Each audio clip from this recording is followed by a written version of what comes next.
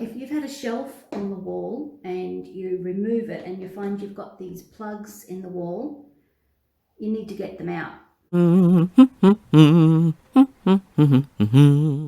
There's different ones that you can get. Ones I've got are just little plastic stick-like things, and they've got a hole up the middle. You get a screw,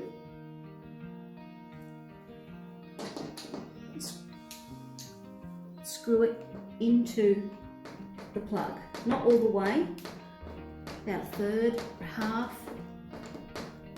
until it's pretty well in there. You get a pair of pliers. I've got pointy ones here, you can use flat ones. I'm using these because I had them and I'm too lazy to go to the shed to get some others. Get a good grip on it and pull it out.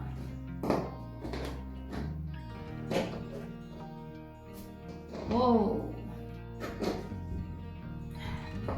that one's made a mess. Oh, that puppy was stuck in.